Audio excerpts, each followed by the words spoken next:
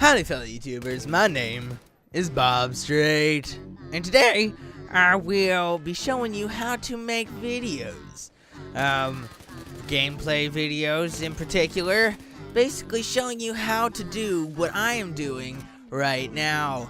With the gameplay on the screen, talking in the background, or you can record it live. Those are called live commentaries.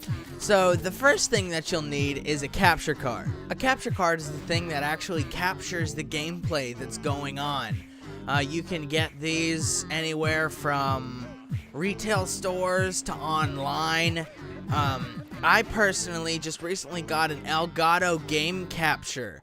I used to use a Hauppauge, and then before that I used a Roxio game capture. It wasn't the HD one. Between all the capture cards that I've ever owned, I would have to say I've only had Elgato for about, I don't know, 4 days.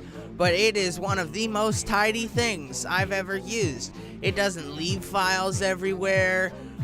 Everything's nice and simple. It has its own built-in editor, which is really nice for people who are just starting out. I'm sorry to say that if you're playing on a PS3, you're not going to be able to use your HDMI cord anymore. Main reason is that the PS3 has this thing called HDCP, which basically disables recording from HDMIs, and so you're gonna have to go ahead and use the component cables, but the Elgato actually comes with a thing that goes straight from your PS3 into the Elgato game capture, so that's real nice. The next thing you're gonna need is a microphone. Now, the microphone that I'm using is a Blue Yeti, but I think you can get a Blue Snowball for fairly cheap nowadays. If you're just starting out, I suggest going with a fairly cheap mic instead of going for like the super expensive stuff. In one of my previous videos, I showed you the importance of a pop filter. And if you don't know what a pop filter is, it's a little thing that keeps the air coming out of your mouth from hitting your mic so you don't get a popping sound, and I'll show you a little example. This is with a pop filter. Peter Piper packed a peck of pickled peppers. This is without a pop filter. Peter Piper packed a peck of pickled peppers. Now I know you noticed a major difference there, and that's because in that second one, the air coming out of my mouth was hitting my mic and giving a weird pop sound.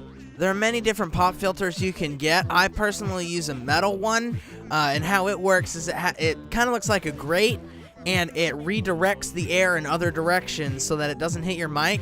But if you can't afford a pop filter, you can use some pantyhose and stretch them over your mic, and that'll work just fine. But the main reason I use metal ones is because they're extremely easy to clean, because when you're talking into them, you get spit on them, and over time, it starts to smell pretty bad, and yeah. The next fairly important thing that you're gonna need is an editing software.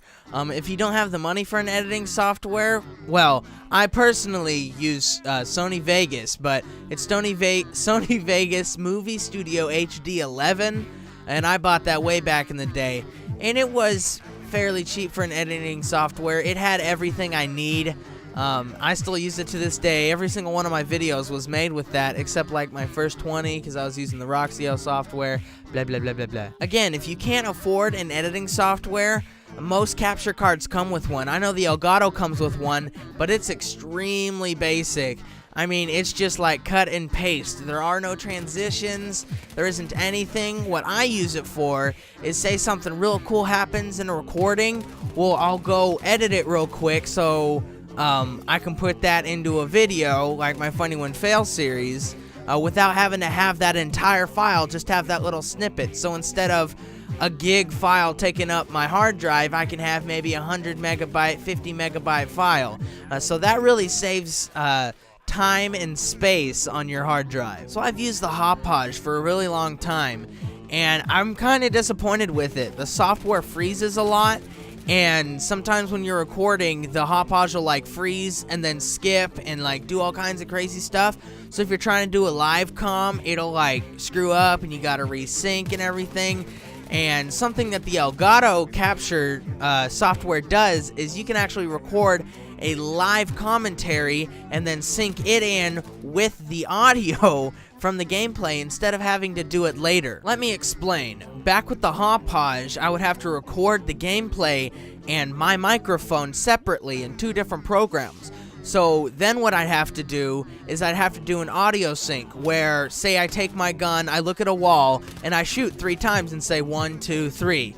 And then later when I go back to edit it all together, I know like where my audio syncs up with the gameplay, if you know what I mean. With the Elgato, you don't have to do that, and I have yet to see the Elgato capture card freeze at all. If you do have a capture card that doesn't sync in your audio with the actual gameplay, you can use this free program called Audacity, and it'll basically record your voice. And Audacity is completely free, and it's one of the best audio editing softwares out there. If you have any questions, please leave a question in the comment section below.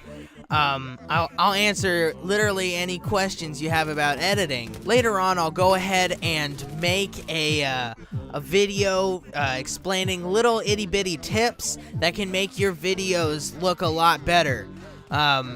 So look forward to that. I really hope you learned something, and thank you for watching. If you could be an awesome person and share this on Facebook and Twitter, that would be awesome. So again, thank you for watching. Don't forget to like and subscribe. It would really help me out. That is all.